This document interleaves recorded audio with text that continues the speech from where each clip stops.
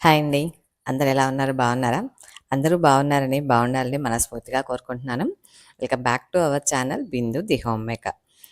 చాలామంది అనుకుంటా ఉన్నారేమో మరి వీడియోస్ పెట్టట్లేదు ఏంటి అని. యాక్చువల్‌గా నాకు బాబీకి ఇద్దరికీ ఫీవర్‌గా ఉందండి. సో, ఫీవర్ ఉండటం వల్ల నేను వీడియోస్ అయితే చేయలేకపోతున్నాను. అప్‌లోడ్ గూడా. సో, అందుకని చెప్పేసి నేనైతే వీడియోస్ కొంచెం లేట్ అయింది. సో, ఫీవర్ కొంచెం తగ్గింది. పర్లేదు. కాకపోతే ఏంటంటే కొంచెం ఆ నీరసం అలా ఉండటం వల్ల అయితే వీడియోస్ అయితే అప్లోడ్ చేయలేకపోతున్నాను. సో, ఇక నుంచి అయితే కంటిన్యూ చేస్తాలేండి నా వీడియోస్ యాజ్ యూజువల్‌గానే. సో, ఈరోజైతే ప్రత్యేకంగా అంటూ ఏం వీడియో అయితే నేను స్పెషల్‌గా అయితే చేయలేదండి. ఈరోజు వీడియో పెడదామా వద్దా అని అనుకుంటా ఈ వీడియో అయితే షూట్ చేశాను. నార్మల్‌గానే మనం ఎప్పుడు చేసుకునే పూజ అనమాట. అది కూడా ప్రత్యేకంగా కూడా ఏం పూజ లేదు. ఈరోజైతే ఏకాదశి అందరికి తెలిసిన విషయమే. సో, ఏకాదశి రోజు నేను చేసుకున్న పూజ. సో, ఈ ఏకాదశికి ఇదే ఏకాదశి దీని యొక్క విశిష్టత ఏంటి? ఇది యొక్క ప్రాముఖ్యత ఏంటి? దాని యొక్క స్టోరీ ఏంటి? అన్నదైతే ఈరోజైతే మీకు ఈ వీడియోలతో షేర్ చేసుకుంటున్నాను. సో, ఏకాదశి రోజు మనకి విష్ణు పూజ, శ్రీకృష్ణుడి పూజ ఎంత ముఖ్యమో అదేవిధంగా తులసి పూజ కూడా అంతే ముఖ్యమండి. మనం ఏకాదశి రోజు ప్రత్యేకంగా మనకి తులసికి చాలా పూజ చేసుకుంటాం. తర్వాత తులసిని కొయ్యము. ఇలాగ కొన్ని నియమాలుంటాయి. ఆ తర్వాత ద్వాదశి రోజున, ఏకాదశి రోజునైతే మన తులసిని కొయ్యకూడదు. యాక్చువల్‌గా పట్టుకోవచ్చు, ముట్టుకోవచ్చు ఏం కాదు. కానీ కొయ్యకూడదనమాట. సో, అందుకని చెప్పేసి మామూలుగానే మనం యథావిధిగానే ముందుగా తులసికి పూజ చేసుకొని, ఆ తర్వాత ఇంట్లో పూజ చేసుకొని తులసికి గాని, అట్లా ఏదో విధంగా అయితే ముందుగా అయితే తులసి పూజ చేసుకోవాలి. తులసి పూజ అయితే కంపల్సరీగా చేస్తే చాలా అంటే చాలా మంచిది. సో, ఆ తర్వాత ఈరోజు ఏకాదశి వచ్చేసరికి ఇందిరా ఏకాదశి అంటామండి. ఇందిరా ఏకాదశి ఇప్పుడు కృష్ణపక్షంలో అంటే పౌర్ణమి తర్వాత వచ్చే ఏకాదశిని మనం ఇందిరా ఏకాదశి అంటాము.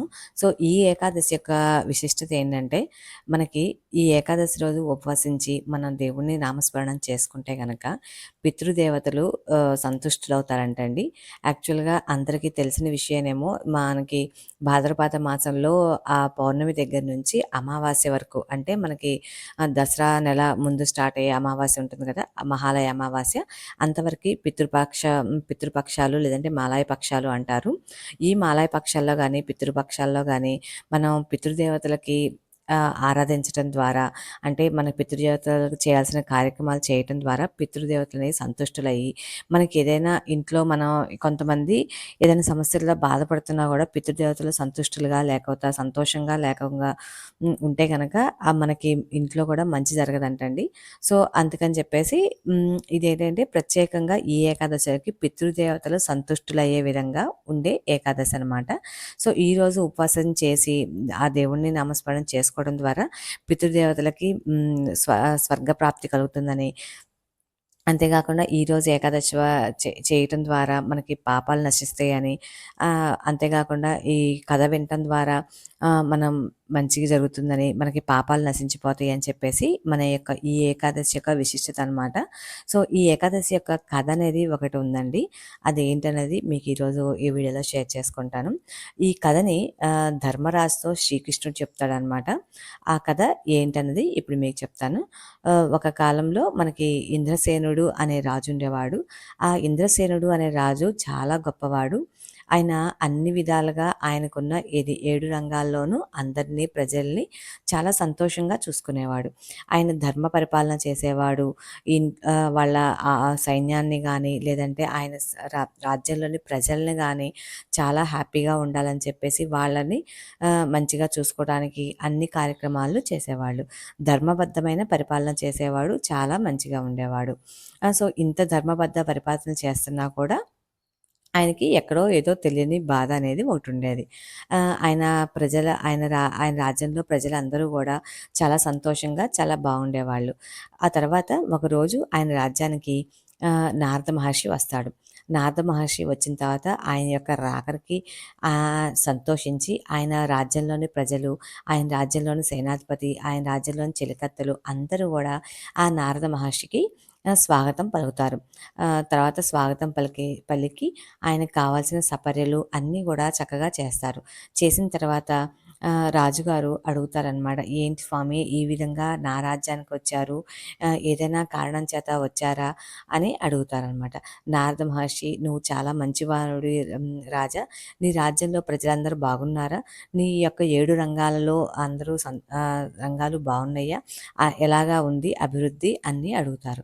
అడిగిన తర్వాత ఈ విధంగా కుశల ప్రశ్నలు అడిగిన తర్వాత ఇంద్రసేనుడు, "నేనంతా బాగున్నాను స్వామి. నా రాజ్యంలో ప్రజలందరూ బాగున్నారు. నా ఉన్న 7 అంగాల్లో కూడా అన్నీ పరిపాలన విభాగం అంతా కూడా చాలా బాగుంది. అంతా సంతోషంగా ఉన్నారు స్వామి" అని చెప్పి చెప్తారు.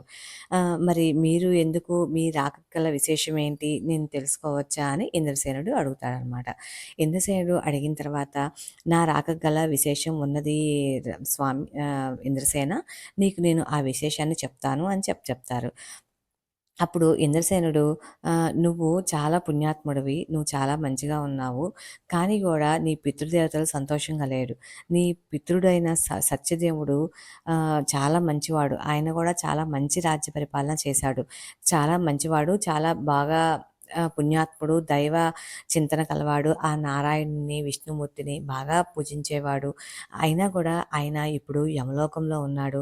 అక్కడ యమలోకంలో ఉన్నా కూడా ఆయన ఎంతో మంచి సపర్యలే కొనసాగిస్తున్నాడు.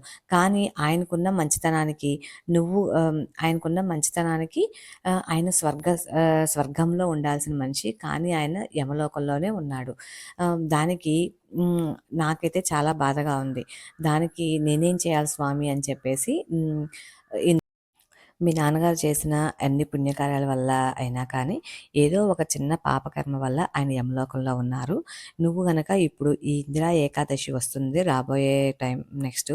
సో, ఆ ఇందిరా ఏకాదశి నాడు నువ్వు గనక ఏకాదశి వ్రతం చేస్తే గనక నీ పితృదేవునికి నీ పితృదేవునితో పాటుగా మీ పితృదేవతల అందరికీ కూడా స్వర్గప్రాప్తి కలుగుతుంది అని చెప్తారనమాట. సరే స్వామి నేను చేస్తాను. అది ఏ విధంగా చేయాలి అని అడుగుతారు. అప్పుడు నారద మహర్షి వారు ఇంద్రసేనుడికి ఏకాదశి వ్రతం ఎలా చేయాలి? ఇందిరా ఏకాదశి రోజు దశమి రోజునే నువ్వు ముందు ఉదయాన్నే లేచి ఒంటిపూట భోజనం చేసి సాయంత్రం అల్పాహారం తీసుకోవచ్చు. ఆ తర్వాత ఏకాదశి నాడు తలారా స్నానం చేసుకొని ఆ తర్వాత ఆ రోజు మొత్తం నువ్వు ఉపవసించాలి.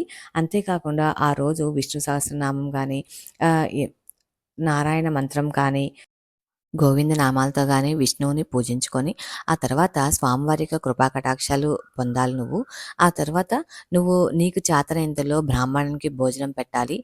వాళ్ళు భోజనం చేసిన తర్వాత మిగిలిన వాటిని నువ్వు స్వీకరించకుండా పశుపక్షాలకు కానీ, లేదంటే ఏదైనా జంతువులకు కానీ నువ్వు వాటికి పెట్టాలి అని చెప్పారనమాట. ఆ తర్వాత ఆ రోజంతా నువ్వు ఉపవాసం చేసుకొని ద్వాదశి నాడు ఉదయం నాడు నువ్వు పారాయణ చేసి, ఆ తర్వాత నువ్వు భోజనం చేయొచ్చు. నీతో పాటుగా నీ ఫ్యామిలీ మెంబర్స్ అందరూ కూడా నీ కుటుంబ సభ్యులందరితో కలిసి నువ్వైతే భోజనం చేయాలి అని ఆయన ఈ యొక్క పూజా విధానాన్ని ఇందిరా ఏకాదశి యొక్క విశిష్టతని చెప్పి ఈ విధంగా వ్రతం చేయడం వల్ల వ్రతం నువ్వు ఆచరించడం వల్ల నీ పితృదేవతలకి స్వర్గం ప్రాప్తిస్తుంది అని చెప్పేసి నారద మహర్షి ఇంద్రసేనుడితో చెప్తాడు. అది తెలిసిన తర్వాత ఇంద్రసేనుడు ఆయన చెప్పిన విధంగా నారద మహర్షి చెప్పిన విధంగానే ఇందిరా ఏకాదశి వ్రతం ఆచరించి ఆయన తండ్రిని స్వర్గస్థులను చేస్తారనమాట. సో ఇదైతే కథ అయితే చాలా బాగుంటుంది కథ. ఈ కథ విన్నా కూడా మనం చేసిన పాపాలు పోతాయని చెప్తా ఉంటారు. మన పితృదేవతలకు కూడా చాలా మంచిదంటారు. సో, ఇదైతే నేను సడెన్‌గా అనుకోని చేసిన వీడియో అండి. ప్లానింగ్ లేదనమాట. లేదంటే నేను ముందే చెప్పేదాన్ని ఈ విషయం అయితే. సో, ఇంకా గూడా మనకి టైం ఉంది. పితృదేవతలకి ఏదైనా సమర్పించాలనుకుంటే ఇంకా 3 రోజులుంది. అమావాస్య రోజుంది. పితృదేవతలు చేయాలనుకున్న వాళ్ళు ఆ రోజు ఆ పితృదేవతల ఫోటోలు పెట్టుకొని మన పూర్వీకుల ఫోటోలు పెట్టుకొని వాళ్ళకిష్టమైన భోజనాలు ఏర్పాటు చేసుకొని వాళ్ళకి దీపారాధన చేసి అమావాస్య రోజు చక్కగా చేసుకుంటారండి. లేదంటే ఆదివారం నాడు గాని అమావాస్య రోజైతే ఇంకా ఫేమస్ అనమాట. ఆ రోజు చాలామంది మహాలయ అమావాస్యని చేస్తారు కదా! సో, ఆ విధంగా అయితే చేసుకోవచ్చు. సో, ఈరోజైతే ఇదండి వీడియో అయితే గనక మీ అందరికి నచ్చిందనుకుంటున్నాను. ఈ కథ వినటం ద్వారా కూడా మన పాపాలు పోతాయని చెప్తారు. అంతేకాకుండా ఏకాదశి ఉపవాసం చేస్తే కూడా చాలా అంటే చాలా మంచిది. మన ఆరోగ్యరీత్యా కానీ, మన ఆధ్యాత్మిక చింతనలో మనం ముందుకెళ్ళటంలో కానీ, మనకి ఎంతగానో సహకరిస్తుంది ఏకాదశి వ్రతం అనేది. అంతేకాకుండా మన దేహానికి అవసరమైన పనులన్నిటిని ఒక్కరోజు మనం పక్కన పెట్టి, ఆ స్వామివారి నామాన్ని జపించటంలో మనకి ఆధ్యాత్మికంగా కొంచెం ముందుకెళ్తామనే చెప్పచ్చు. మనకి శ్రీహరి నామము అనేది ఉంటుంది కదా! సో, నారాయణ మంత్రం జపం చేసుకుంటా ఓం వాసుదేవాయ అనే మంత్రం కూడా జపించుకోవచ్చు. వచ్చిన వాళ్ళు చక్కగా విష్ణు సహస్రనామాన్ని చదువుకోవచ్చు. మనకొచ్చిన దేవుడి నామాలన్నీ కూడా చదువుకోవచ్చండి. సో, ఈరోజు ఈ వీడియో అయితే ఇదండి. మీ అందరికి నచ్చిందనుకుంటున్నాను. మీ అందరికి నచ్చింది అనుకుంటే గనక మన వీడియోని కంపల్సరీగా లైక్ చేయండి, షేర్ చేయండి, సబ్స్క్రైబ్ చేసుకోవడం అయితే మర్చిపోకండి. సో, ఈరోజైతే నేను చేసుకున్న సింపుల్‌గా ఈ పూజా విధానం అయితే హెల్త్ బాగాలేదు చేయగలనా లేదా అనుకున్నాను యాక్చువల్‌గా అయితే నేను ఈరోజు ఉపవాసం గూడా. కానీ ఆ దేవుడి దయ వల్ల, ఆ దేవుడి కృపతో ఈరోజు ఉపవాసాన్ని గూడా ఈ టైం వరకి అంటే ఫాస్టింగ్ అయితే కంప్లీట్ చేస్తున్నాను. రేపు మార్నింగ్ అనేది పారాయణ చేస్తాను నేను గూడా. సో, ఆ తర్వాతే భోజన స్వీకారం గూడా జరుగుతుంది. సరేనండి. ఉంటానండి. ఇంకొక మంచి వీడియోతో మీకు సోమవారం నాడు కలుస్తాను. ఉంటానండి. బాయ్ అండి.